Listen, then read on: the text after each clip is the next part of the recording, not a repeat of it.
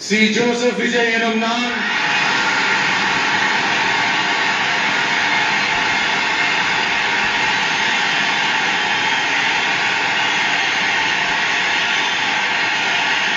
சட்டப்படி அமைக்கப்பெற்ற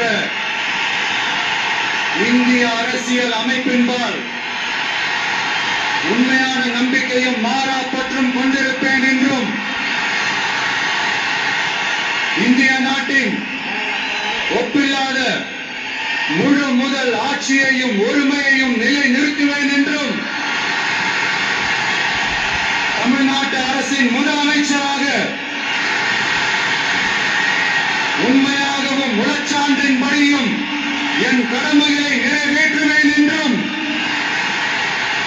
அரசியல் அமைப்பிற்கும் சட்டத்திற்கும் இணங்க அச்சமும் ஒருதலை சார்பும் இன்றி விருப்பு வெறுப்பை விலக்கி